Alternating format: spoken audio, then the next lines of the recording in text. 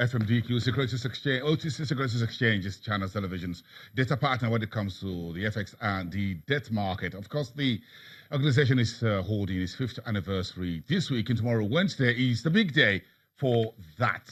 So that we're covering all of that for you this week, bringing you some insight into the past 5 years, and we're rolling back beyond the last 5 years into looking at the pre-FMDQ years as far as the debt market is concerned. Let's get a bit of this conversation going as we cross over to FMDQ Exchange Place in downtown Lagos via Skype. Toyin Sanni is joining us. She is the CEO at Emerging Africa Group. Until then, just about a month or two ago, she was a CEO at the investment bank United Capital. She spent the last 20 years or a little bit above that on Market Street in investment banking, corporate finance, and all of that. So Toyin Sanni understands the business of deal making. Toyin, it's good to see you on the program. Good morning. Thank you.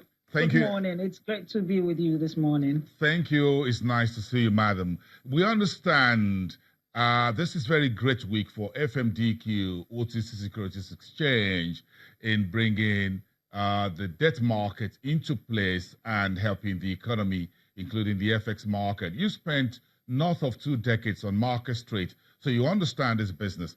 Give us your views of what has been achieved since over the last 5 years, if you look at the pre-FMDQ days. Okay, thank you. I need to start by congratulating Coco Onodele and the excellent team at the FMDQ on their 5th anniversary. Prior to the advent of the FMDQ, we had a market that was largely dominated by equities.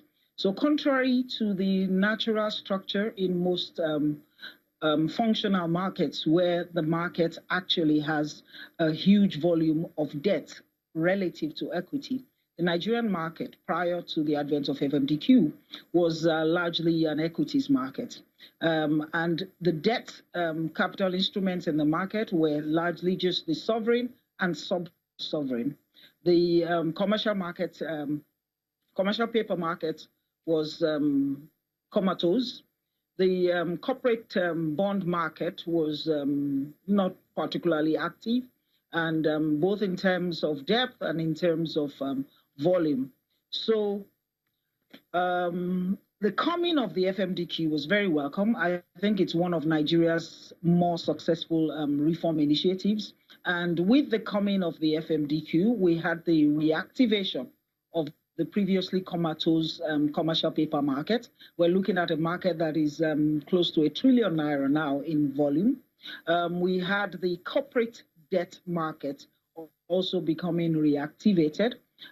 We had a lot of innovation that the FMDQ has brought into play. So one of them, for example, is the I&E FX market, that is investors and exporters FX market that provides ready access to foreign exchange for investors and for exporters. That has eased, the logjam that was hampering the activities of the manufacturing sector, for example, that was also discouraging international investors from playing in our market. That's another one of the initiatives that FMDQ has brought into the market that has really helped the market.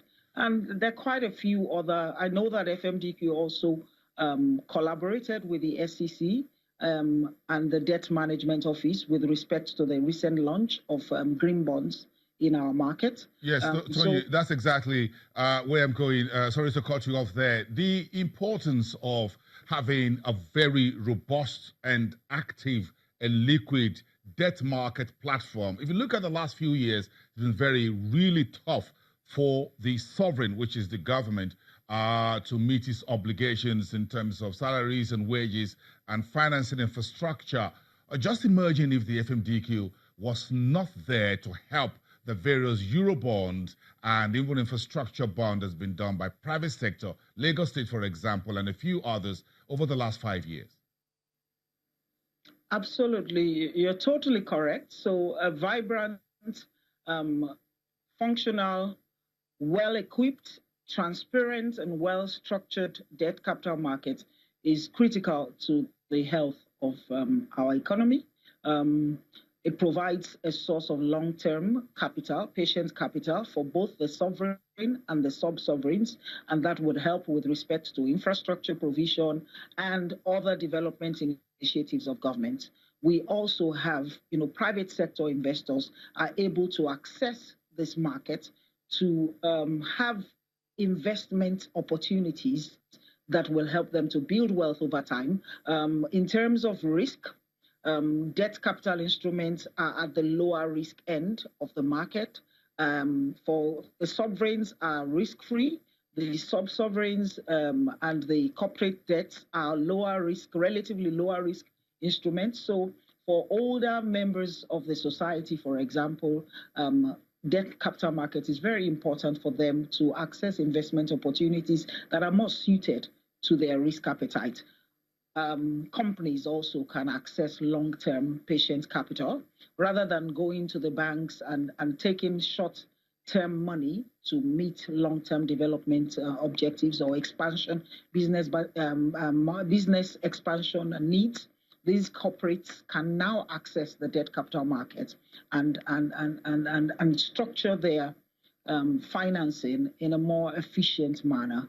Of course, you know that entrepreneurs like to retain, a significant stake in their businesses, so they don't have to give up all the equity to raise long-term capital anymore because they can access the debt capital market. Yes, you're touching the right tone there. Toyin, when you talk about that, we've seen Dangote Cement, we've seen Nigerian breweries, we've seen Forte Oil, we've seen a number of big companies within our space here approaching the FMDQ with commercial papers and others, even at the central bank and the MPC, try to rejig the system for more credit to the private sector. Then we've seen these folks, the FMDQ, providing that platform, that gateway for them. But we need to do more in the mid to long term. What more would you like to see in terms of development within this space?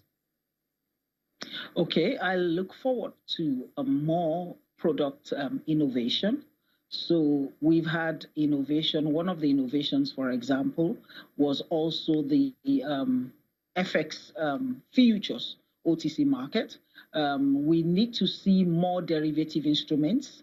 I'm happy that FMDQ has put in place our first central clearinghouse.